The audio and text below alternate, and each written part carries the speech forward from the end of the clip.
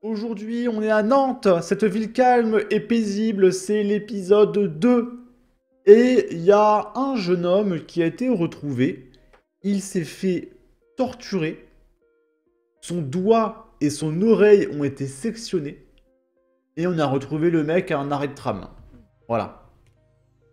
Ouest France rapporte qu'à Nantes, un jeune homme de 18 ans a été retrouvé gravement blessé jeudi soir 5 décembre à l'arrêt de tram Beau Séjour. Je suis désolé. Ah, c'est un beau séjour, mais quelle ville calme, paisible, merveilleuse. C'est plein de roudoudous et de bisous. Parking de beau séjour, mais j'adore mon pays, putain, mais c'est trop beau. Visiblement victime de torture, il présentait des blessures sévères, notamment une phalange de la main droite sectionnée, des blessures graves à la main gauche et une partie de son oreille droite coupée. La victime, peu coopérative avec les enquêteurs, a donné des explications contradictoires sur les circonstances, affirmant d'abord avoir été déposée par ses agresseurs, puis avoir pris le tram seul. L'enquête est en cours pour éclaircir les faits. Et en dépit du nom ironique du parking de Beau Séjour, évidemment, tout notre soutien à ce monsieur qui a dû passer une nuit absolument horrible. Là, on est à Nantes, c'est une vidéo dédiée à Nantes, hein. À Saint-Nazaire, la Poste envisage une distribution du courrier en dehors des horaires d'ouverture des points de deal pour échapper aux fusillades. Parce qu'il y a trop de facteurs qui se prenaient des coups de 12 et c'était trop dangereux. Voilà. Et d'ailleurs, je viens de voir qu'en top tweet, il y a article 16 en top tweet avec Jean-Luc Mélenchon. Donc je pense que ça se passe très bien en France également. Ok, on va voir ce qui se passe. Alors, les habitants du 45 rue Auguste Renoir ne reçoivent plus de courrier depuis 2 semaines. Une décision du directeur de la Poste consécutive aux coups de feu qui ont été tirés. Il est même envisagé une distribution du courrier en dehors des horaires d'ouverture des points de deal. Donc ça veut dire qu'on sait où sont les points de deal, on connaît les horaires d'ouverture, mais on fait rien. Voilà, parce que ça serait un petit peu trop du racisme de les arrêter. Évidemment. Là, toujours à Nantes, il y a un mec handicapé qui s'est fait pointer dans les toilettes d'un supermarché. C'était il y a un petit moment quand même, il y a 2 semaines, je crois. Peut-être un peu plus. Un migrant algérien a été interpellé. Il est 15 h vendredi. C'est l'affluence au centre commercial régional Atlantis, aux couleurs et au décor féerique de Noël à Saint-Herblain, à l'ouest de Nantes. Dans les vastes allées de la galerie, lors de leur ronde, des agents de sécurité comprennent qu'il y a un problème, que quelque chose ne va pas, relate la directrice Alexandra Farsi, que nous avons jointe dimanche soir. Les professionnels de la surveillance s'enquièrent, auprès d'une femme, et cette maman dénonce le pointage subi par son gamin de 25 ans, très vulnérable, qui souffre d'un trouble mental. Ne le voyant pas revenir des toilettes, elle est allée le chercher, l'endroit où il aurait été pointé. Les vigiles ont fait en sorte que le suspect ne s'échappe pas, poursuit le responsable. Ils l'arrêtent et alertent la police. Une patrouille qui tourne régulièrement dans le secteur arrive rapidement sur place. Et il y a justement une petite vidéo que vous avez sûrement vue. Cro-Blanc en a parlé, donc c'est ce mec. Donc là, c'est le coupable. Hein.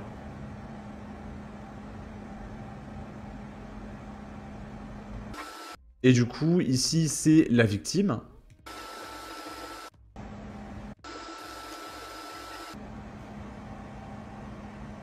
Et là, le mec, il attrape la victime et il commence à la pousser dans les toilettes.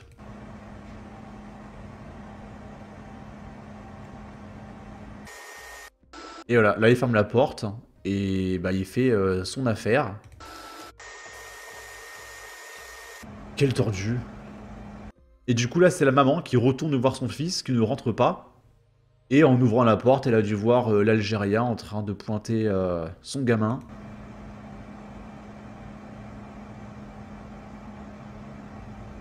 Et là, le mec s'enfuit. La maman lui court après.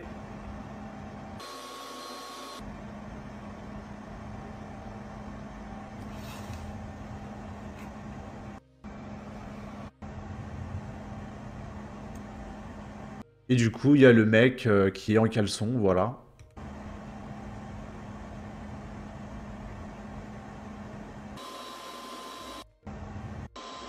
Mais vraiment, mais quel monde de tordus que c'est insupportable. Et du coup, il y a les pompiers, la police, etc. qui se ramènent. Ok, on va passer à la suite. Là, on est à Nantes. Il tire au mortier sur les policiers qui le poursuivaient dans le centre-ville et en blesse un. Selon Ouest France, un policier a été blessé lors d'une attaque au mortier d'artifice dans le centre de Nantes, mardi 3 décembre au soir. Le suspect, un homme de 24 ans déjà connu pour des faits similaires, a pris la fuite après avoir tiré sur les agents qui le poursuivaient.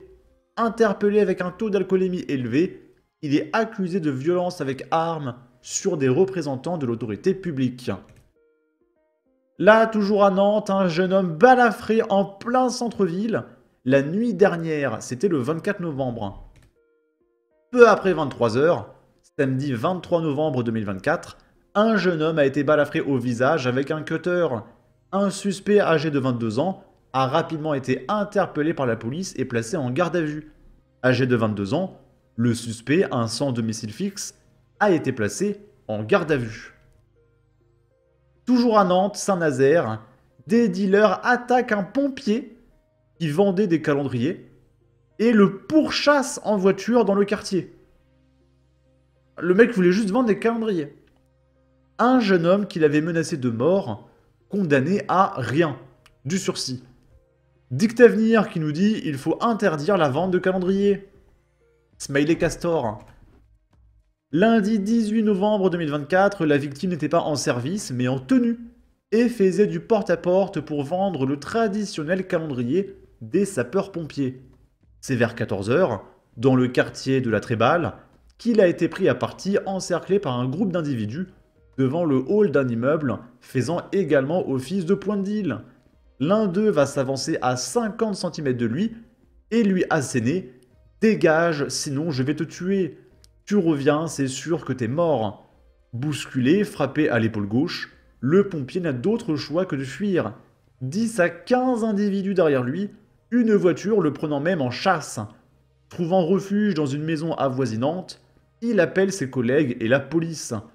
Le prévenu au casier judiciaire vierge a été condamné à 6 mois de prison avec sursis, donc rien, et une interdiction de résidence à Saint-Nazaire pendant 3 ans, ce qui ne change rien parce qu'il est SDF.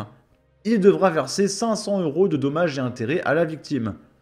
Donc au moins, il aura rentabilisé son calendrier. Voilà. Sur ce, n'hésitez pas à donner votre avis, votre opinion, à partager, liker, commenter, ça aidera au référencement de la vidéo sur YouTube. Abonnez-vous, suivez-moi sur Twitter, prenez soin de vous, salut!